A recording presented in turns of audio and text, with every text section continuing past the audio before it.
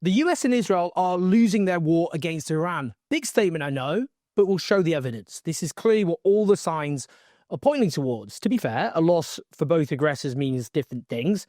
Israel wants chaos and a state of permanent war, which means achieving a greater Israel to aggressively expand and conquer more and more land to colonize. Not a conspiracy theory.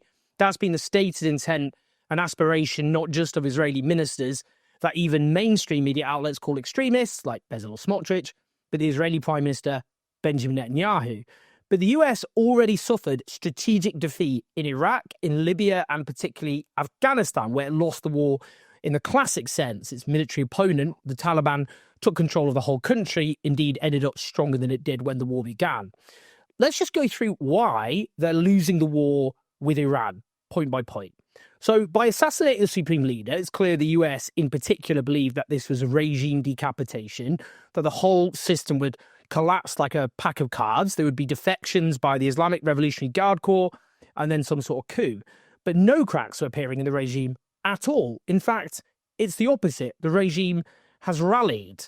Now, take this from Donald Trump talking about the exiled crown prince and son of the deposed Shah, Reza Pahlavi. It all in your mind? I guess he is. Some people like him, and we haven't been thinking about too much about that. It would seem to me that somebody from within maybe would be more appropriate. I've said that. He looks like a very nice person, but it would seem to me that somebody that's there, that's currently popular, if there's such a person. But we have people like that. We have people that were more moderate. You know, these were radical lunatics, and you know what they get? They get nothing. All they do is kill people. Notice how he's rejecting Pahlavi, even though he's presented as the only realistic alternative figurehead, despite being the heir to a repressive dictatorship. Of course, his father. Last July, Reza Pahlavi claimed that 50,000 officials from within Iran's ruling government and military had contacted him to sign up to defecting and collapsing the regime. If that were true, do you think for a second that Trump wouldn't be backing him? Instead, Trump has proposed an equivalent of what happened in Venezuela. You take out the leader and replace them with someone from within the government. In that case, it was Delcy Rodriguez, and basically put a gun to their head and order them to do what the US and Israel want. But as a former Israeli intelligence officer, Danny Citrinovich puts it, they have completely misunderstood the strategy and calculations of Tehran. He says that Iran will not relinquish its missile arsenal, nor will it forego what it defines as its right to enrich uranium. The only path, he says, to clear victory is regime change on that basis. And he says it is far from clear that Washington is willing to invest the resources and long-term commitments such an outcome would demand. No successor, he says, is likely to present surrender terms to the US because capitulation would mean the collapse of the very ideological foundation of the Islamic Republic. Any leader, he says, who emerges from within the system will be bound by the same core principles and strategic red lines. So they will just keep on fighting, believing that time's on their side, he says. We'll come to why they think that, and there's very compelling reasons, but it's worth noting the mass loyalist crowds that the Iranian regime has mobilized on the streets.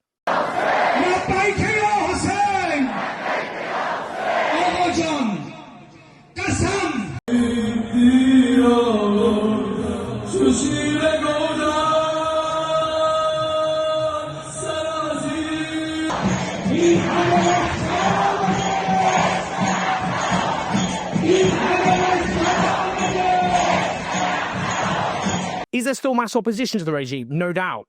But it has far more support than Saddam Hussein, Colonel Gaddafi, or the Taliban had when the Iraq, Libyan, and Afghan wars began. And it's notable that these crowds are much bigger than the crowds that the regime was able to assemble before the war began. Much bigger, in fact. Now, we know from history that foreign attacks on a country often rally mass opposition. They rally people behind a kind of nationalist response. It's notable that the BBC is quoting residents in Tehran describing their horror at the escalating US-Israeli attacks on their city, saying things like, not happy anymore at the possibility of regime change, no, just tired and confused as to what might happen. Now, in these situations, when your nation is under attack, what often happens is dissent is seen as an accomplice of the attackers, which is one major reason why aerial bombardment in history has never led to regime change. Now, how about this in the Daily Telegraph, a very right-wing, very pro-Israel, very pro-American newspaper? It says, Gulf states to run out of air defences in a week. This notes that many, but not all, Iranian ballistic missiles and drones have been intercepted, but that's only by burning through munition stockpiles in Qatar, Kuwait and Bahrain.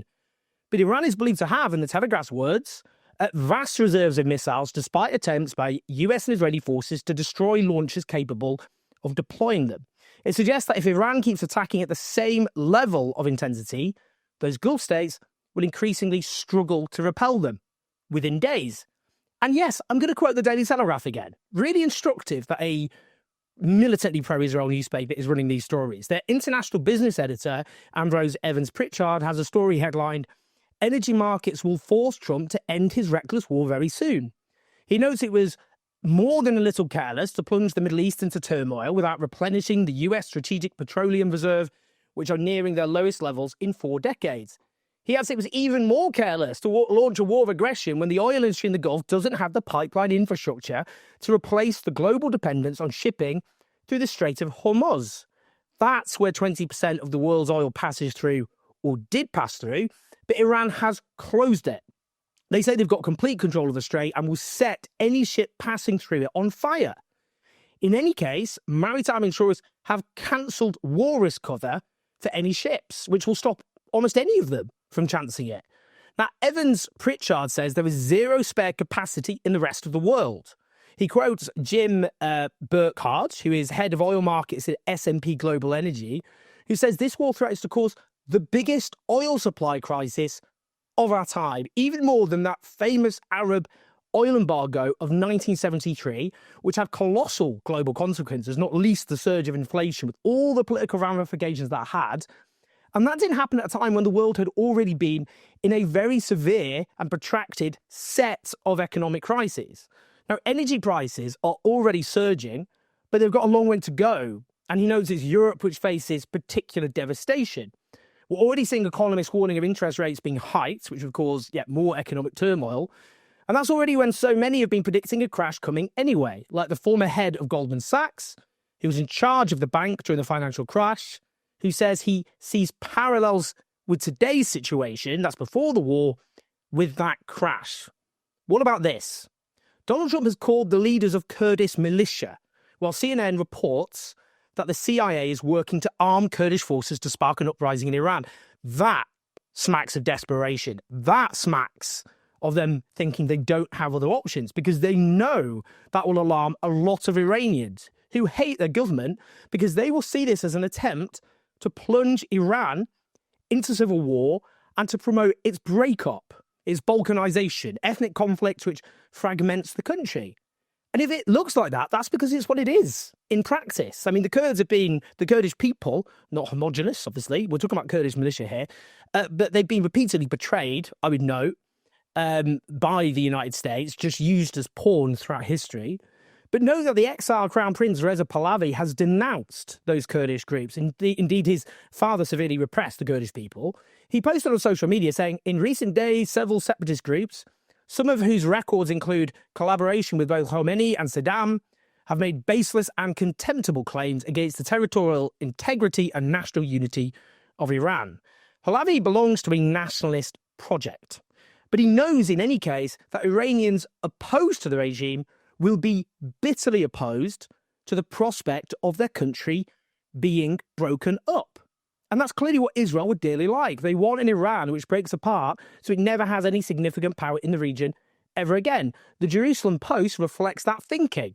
Last year, it set out a 5-point plan for Trump on Iran, including, listen to this, forge a Middle East coalition for Iran's partition, encourage long-term plans for a federalized or partitioned Iran, recognizing that Khomeini's theocratic regime cannot be reformed, offers security guarantees to Sunni, Kurdish, and blocking minority regions willing to break away. I mean, this is what they're trying to do to Syria, I should note.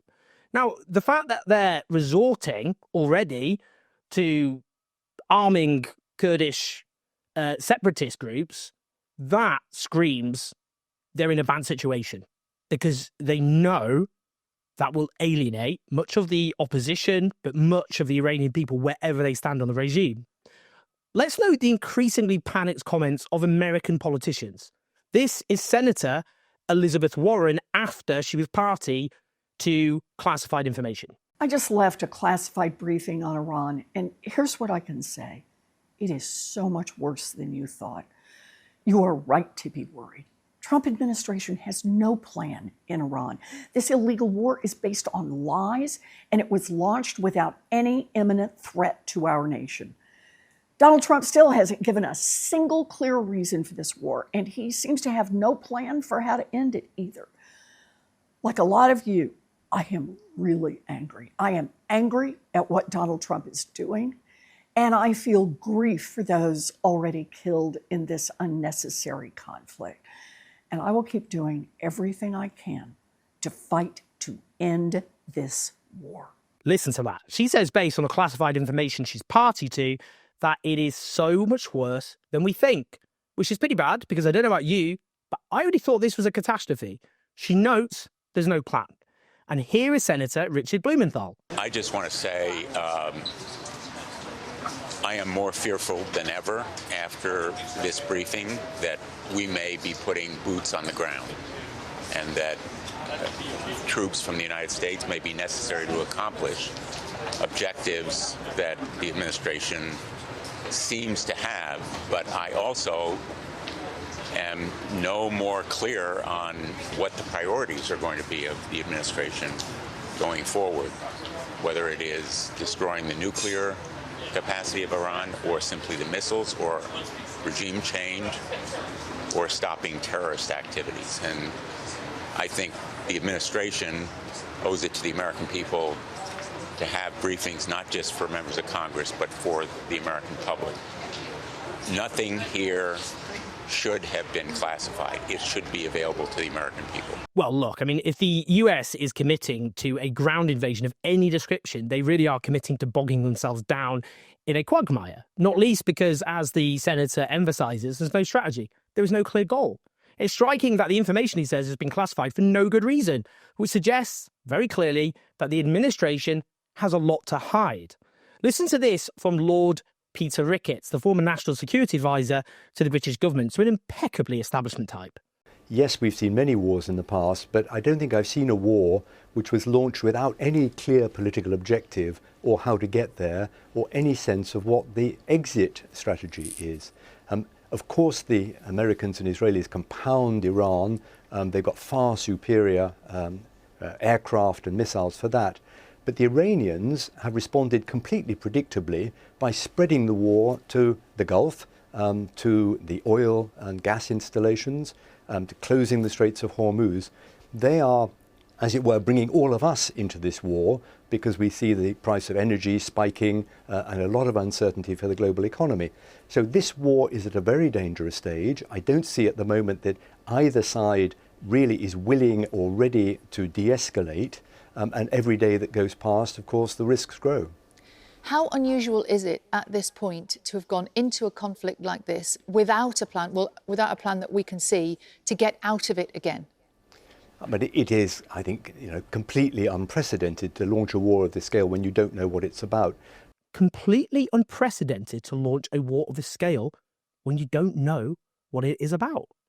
And the point here is that Iraq, Afghanistan and Libya did have clear goals. They were still catastrophes, though. This time around, there isn't even a clear goal. And as he says, there's no precedent for that. I mean, these are sober establishment types, they're not lefties, who are panicking in their own way. They think this is a catastrophe. What about Western leaders? They're clearly beginning to panic. Canadian Prime Minister Mark Carney originally backed this war, but he's backtracked. Now he says that the war is inconsistent with international law. He says the current conflict is another example of the failure of the international order. I mean, no offence to that guy, but, well, actually, yes, actually, offence. All over the shop. He's just embarrassed himself, if I'm honest, by this conflict. French President Emmanuel Macron says the attacks were conducted outside of international law and his government cannot approve of them. Even Starmer, though involving Britain in the illegal war by offering up British bases and being a stooge of Trump, says, what I was not prepared to do on Saturday was for the UK to join a war unless I was satisfied there was a lawful basis and a viable thought-through plan. That remains my position. In other case, he says this war isn't lawful and doesn't have a viable thought-through plan. I know this is all stating the obvious, by the way. I mean, it's interesting because Trump has said he's no Churchill. I mean, you know, it's embarrassing for Starmer that he's bent over backwards for this guy and has just been insulted by him. But, you know, what we're seeing here amongst Western leaders is, yes, they're speaking the obvious, but they're only saying the obvious, knowing it will antagonize the United States because they can see that the war is a disaster.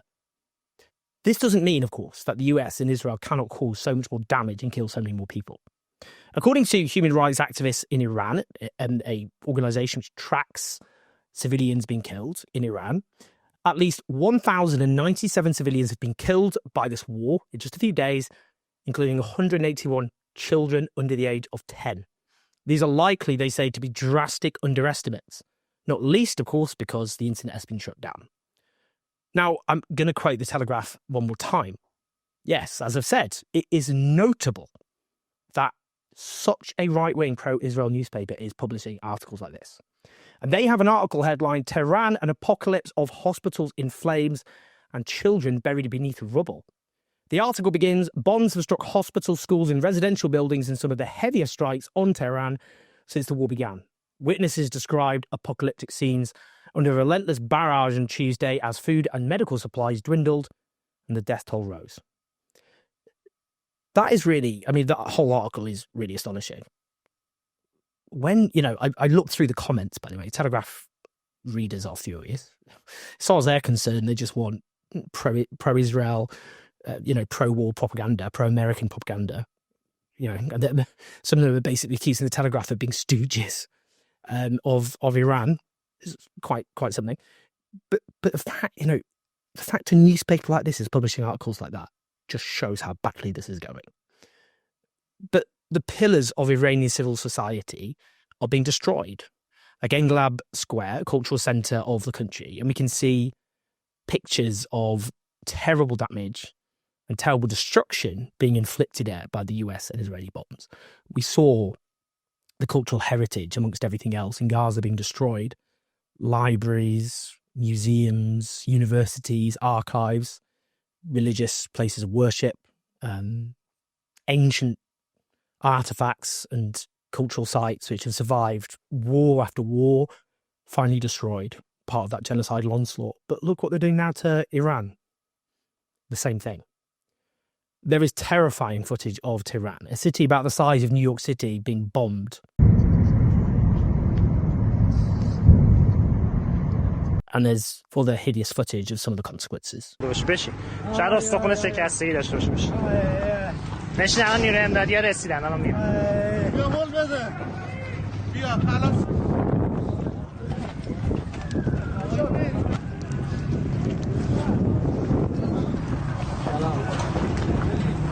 Of course, because the internet's been shut down, we can't see the full impact. But we know a terrible crime has been committed. But the evidence suggests the aggressors are losing. It's not going how they anticipated at all. What we are seeing is a declining power, the United States, responding to its decline by irrationally lashing out, hoping it will somehow restore its declining status, reverse its decline. But it's accelerating its decline. We are watching the morbid symptoms of the fall of an empire. The question is how bloody and how chaotic that fall will be. Please like and subscribe. Help us take on the pro-war coverage and propaganda that most media outlets are still churning out, even though I have noted that even the Daily Telegraph is being forced to write dissenting pieces. By the way, that's not the overall approach of the Telegraph, I should note, but the fact that those articles are getting through full stop tells its own story. But you can help us at patreon.com/OwenJones84. If you sign up there, then you can watch videos without any adverts, so uninterrupted, and help us expand, because that's what we'll like to do in the coming weeks and months.